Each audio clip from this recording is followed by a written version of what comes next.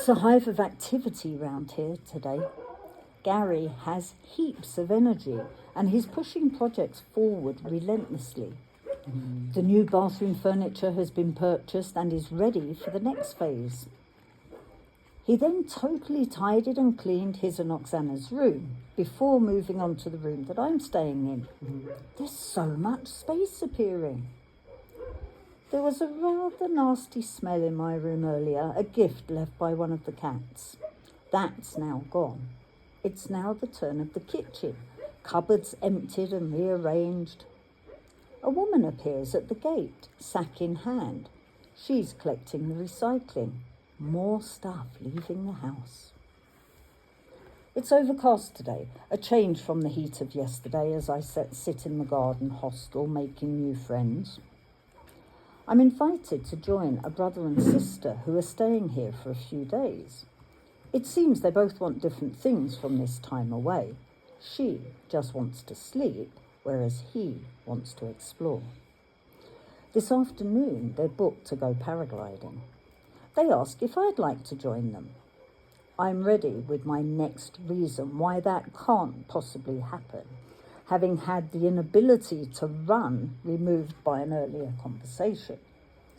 I'd simply just lift my legs up and let the guy do the work. The next issue is footwear. I only have flip-flops and they'd fall off in the air. I'm not allowed to go barefoot either, so I'm stuck. Kate from Nottingham has joined us. She asks me if I'm hiding behind my excuse. As if I'm not, she has some shoes I could borrow. Great question. I check in. Now is not the time. There's been a 3-day women-only retreat here, and our little group is now joined by 2 attendees who are eager to share their experiences from being in a group of 8 women. It sounds like such a healing experience for them. We then move on to the, if you could choose a new name just for today, which name would you choose game? It's a great one for getting people thinking. When it comes to my turn, I switch things up a little. I say I'd like to firstly read them something, then have them choose a name for me.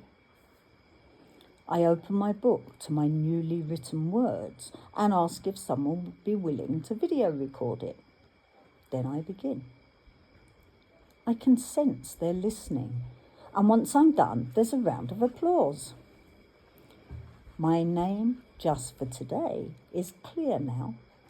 Storyteller. It seems I've nudged others to return to their writing paths, and several enthusiastic promises are made. It's time now for the paragliders to set off and join the others up there already. I ask how we'll be able to recognise them, and they agree that they'll both yell loudly once they're above us. It's time now for the retreat girls to leave. They have a bus to catch. Many of the long-distance buses run overnight as there's so much traffic on the roads during the day. The only downfall is that if you're only going some of the way, you're likely to get dropped off in the wee small hours and often on some remote bypass road. The taxis and tuk-tuks know the schedule though and appear when required. There's just 2 of us now, Kate and I. When Kate chose her new name, she identified that she wants more confidence, so she chooses the name Comfy Kate. She shares a story with me. There's a trek here that she wanted to take up in the mountains, a 12-kilometre trek. Everyone she spoke to told her that it was too far and to take a taxi to her destination. She was clear though. She wanted to walk. Eventually, she found a taxi driver who would take her where she wanted to go. Even so, he too gave her the same warning. She set off, alone, along the trail, intending to camp overnight once she reached her destination. Yet, once she arrived, she realised that she wasn't done walking yet. So she turned around and walked back again, a total distance of 24 kilometres. I pointed out to her that it had taken some level of confidence to do what she'd done, ignored the warnings and followed what she knew was the right thing to do. She hadn't seen it like that before. I listened to her speak about some things she's dealing with, and I see her as a true solo traveller. She doesn't feel the need to search out companions when she arrives somewhere new.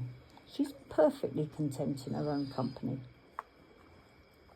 The sun is beginning to set, and we hear cries high above us.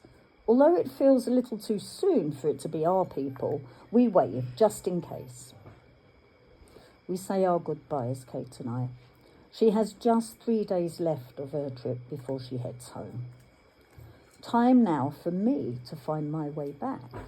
I've only ever walked down this path, never back up. I take what I think is the right way, though soon reach a dead end. I head back the way I came and I spot an entrance to the path I need. How did I miss it? At the other end of the path, I'm met by a huge gate bearing the words, "No entry, private property." Where did that come from? It wasn't there before. There's an Indian lady out walking her dog, so I ask her. She shows me to push it, which I do, and it swings open.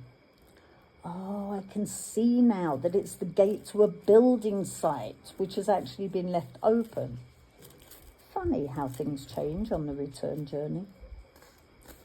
I find my way to the temple and I know my way back from here. My adventure is now complete. Back at the house, Sophia calls. She and Elo will be arriving on Wednesday morning. I'll get to spend some time here with them before I need to leave to make my way south to Patiala. I don't feel anywhere close to being ready to leave, though there's that certain inevitability about it, and I do want to see a picture and her family. Nice.